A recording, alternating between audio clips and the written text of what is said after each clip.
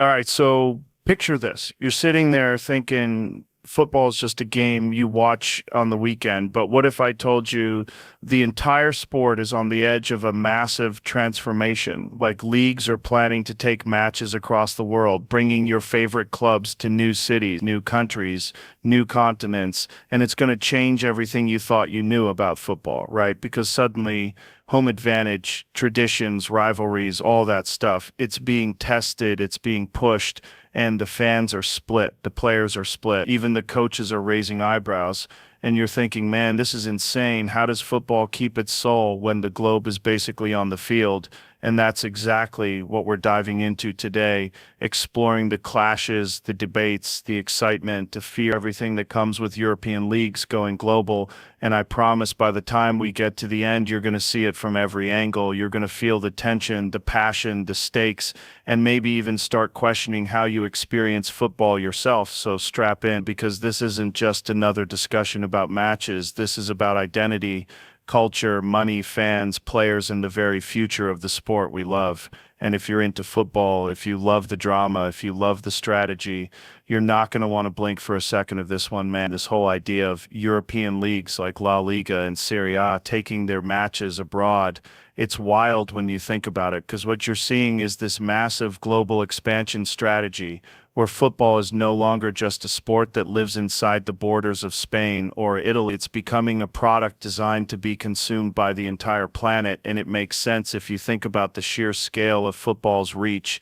Billions of people love this game, but only a small fraction get to see it live in Europe. So when the league executives sit down, they're thinking bigger. They're thinking, how do we bring this to the US where soccer is booming? How do we tap into Asia where stadiums pack out just to see a preseason friendly? How do we connect with the Middle East where fans are willing to spend huge money for world-class football? And it's like you're watching the sport morph into something more globalized than ever, almost like the NFL playing in London or the NBA in Paris, but on steroids because football is already the world's number one game.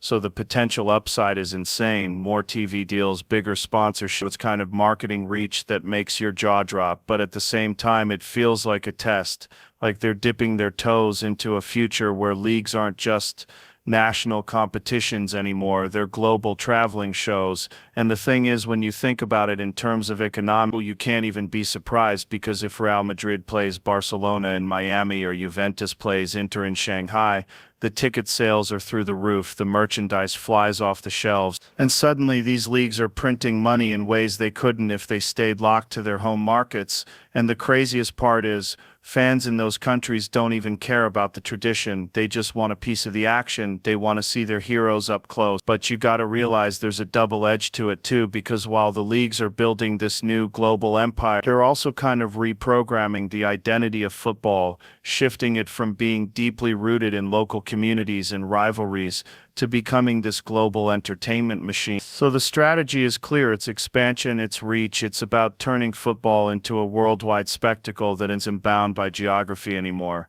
And whether you love it or hate it, that's where the game is heading because the money, the demand, the hype, it's all there, and these leagues are chasing it full throttle.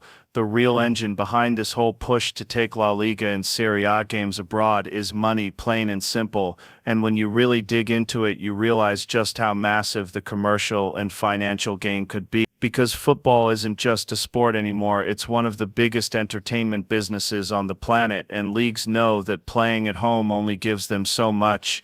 Like, sure, stadiums are full in Spain or Italy, but that's 40,000. While if you take a marquee matchup like Barcelona versus Atletico Madrid or AC Milan versus Juventus to the US, suddenly you're selling out NFL stadiums with 80,000 people who are paying premium ticket prices. And on top of that, you're opening up a whole new market for sponsorship because now you've got American companies, Asian brands, Middle Eastern investors who want their logos plastered on shirts, banners, partners and broadcast feeds, and the leagues cash in from every angle. And that's before you even get into TV rights, because broadcasters are willing to pay insane amounts of money for exclusive coverage of these special matches in foreign countries.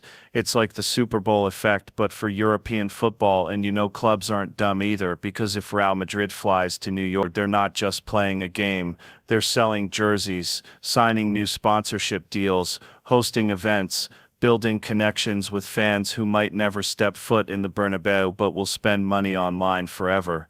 So the financial ecosystem grows exponentially. And it's not just ticket sales or shirts, it's hospitality packages, global tourism, whole cities bidding for the chance to host these matches because they know the economic ripple effect is massive. Hotels fill up, restaurants boom, airports see a spike, governments throw money at leagues just to bring the spotlight. So when you think about it in terms of sheer cash flow, it's almost impossible for league executives to resist. And the craziest part is that it's happening because football has hit this ceiling in Europe, where growth is kind of maxed out. People already love the game, they already pack the stadiums, but abroad, especially in North America and Asia, there's room to grow, billions of dollars to tap into, and the leagues are like sharks smelling blood. So yeah, fans might hate it, players might complain about travel, but when the financial reward is this massive, when you can generate hundreds of millions from just a handful of matches abroad, you can see why the commercial side is driving this whole movement and why the people at the top are going all in on it. What's crazy is while the leagues and executives are sitting there counting all this potential money from taking games abroad, the people who are really pissed about it are the local fans, the ones who have been showing up week after week for decades, rain or shine, who live and breathe this stuff as part of their identity, because to them football isn't just entertainment, it's a community, it's tradition. It's the ritual of walking into the stadium on a Sunday, sitting with your father or your son, singing with your friends, and now they're being told, hey, that game you were waiting for all season, the derby you circle on your calendar months in advance. Yeah, we're shipping it off to Miami or Riyadh, and it feels like a betrayal, man. Like imagine being a die-hard Sevilla fan and suddenly the match against Real Betis, the biggest day of your year, gets moved across the ocean so people who don't even know the chance can watch, and the people making the decision don't care because they're chasing global growth, and fans are like, what about us? Aren't we the foundation of this whole thing? And you can't really blame them because football in Europe was built on local passion. Clubs came out of working-class neighborhoods. Rivalries were born out of history, politics, culture. And now those same clubs are treating their loyal base like background noise while chasing international dollars. And the resentment is real. We've seen protests, banners in stadium, ultras refusing to attend matches, fans chanting against the league, because for them this isn't just a business, it's part of who they are. And when you strip games away from the local community, you're not just changing where football is played, you're kind of ripping out its soul.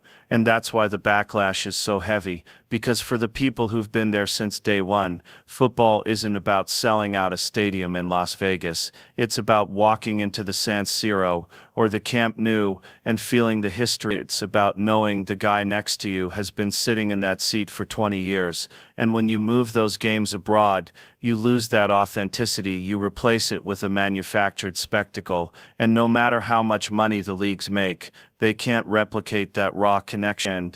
The fans know it, so they feel disrespected, left behind, like the thing they helped build is being hijacked. And that's where the real tension lies, between the heart of football and the business of football. And it's ugly because one side feels like they're being sacrificed for the other. The thing people don't talk about enough when it comes to these European leagues wanting to ship games abroad is how much the players and clubs themselves are actually against it, because from their perspective it's not just about the money, it's about the grind. It's about the fact that football at the top level is already such a brutal schedule with league games, cup matches, Champions League, international breaks, preseason tours, and then you're telling these guys, oh, by the way, we're also going to fly you across the ocean mid-season so you can play one game in the US or Asia. And the players are like, dude, that's a nightmare, that's jet lag, disrupted training routines, increased injury risk, and for what, a few million extra in revenue that goes straight into the pockets of the league, and executives not into their bodies that have to endure it. And even from the club's perspective, it's a logistical mess because you're messing with competitive balance. Like imagine Barcelona having to fly 10 hours to play in New York, and then coming back to face Sevilla 3 days later, while Real Madrid stayed at home with a normal week of preparation. That's not fair, that's not football, that's marketing running the show. And coaches hate it too because they're obsessed with routine. Every training session, every recovery window, every diet is fine-tuned, and now they've got to build in 20 hours of travel, time zone shifts, media events. It's chaos, and at the elite level that tiny edge matters, so they feel like their whole season could be compromised for the sake of one showcase game. And the other big thing clubs worry about is losing that home advantage, because when you're talking about La Liga or Serie A, those stadiums are fortress. Fans create an atmosphere that can rattle the opposition, and suddenly you're stripping that away and giving a home game to a neutral crowd in Miami or Shanghai, who might cheer just as loud for the other team. So it's like you're punishing clubs that rely on their fan base, and that doesn't sit right with them. Plus, there's always that deeper fear that once you open this door, it never closes. Today it's one game, tomorrow it's three. Maybe one day entire competitions are staged abroad, and clubs know they'd lose even more control over their identity and tradition. So when you combine the players' concerns about health and performance with the club's concerns about fairness and integrity,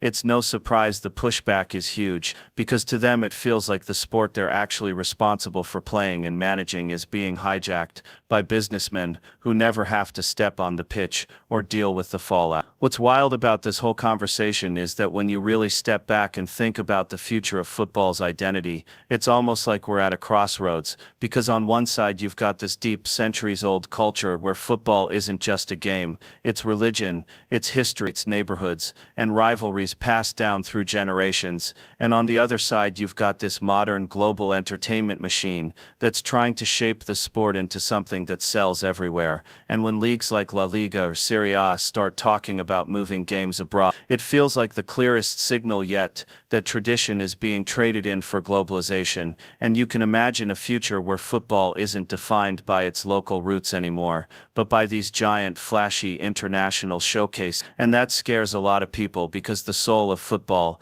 has always been its authenticity, like the raw chaos of a derby in Naples, the way the Camp Nou roars on a Champions League night, the ultras waving flags in Milan. If you replace that with a game in Los Angeles where half the crowd just came to post selfies, what does that do to the identity of the sport? And it's not just the fans asking that question, it's players, coach, even old legends who worry that once football fully morphs into a corporate product, you lose the thing that made it special in the first place.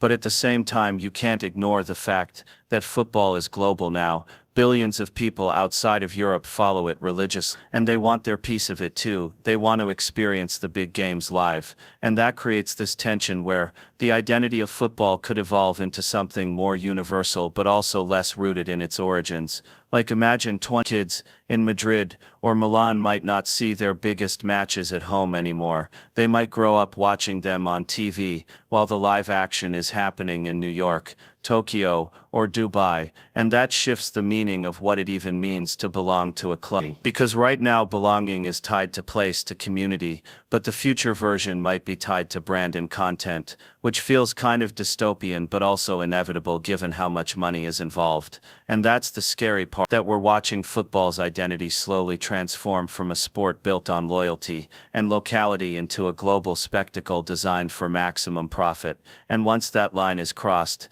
there's no going back, because the new generation will grow up knowing football not as something you live in your city, but as this traveling circus that lands wherever the money is best. At the end of the day, man, what we're really talking about here is the soul of football, because you've got these leagues and executives chasing growth, chasing money, chasing eyeballs, and yeah, you can't deny it's going to make the sport even bigger on a global scale. But at what cost, right? Because the people who built this game, the fans who bled for their club, the players who grind through insane schedules, the traditions that have been alive for 100 years, all of that's on the line. And the question becomes, are we cool with football turning into this global traveling circus, or do we fight to keep it rooted in the places and the people that made it special in the first place? And there's no easy answer, man, because the future's coming whether we like it or not.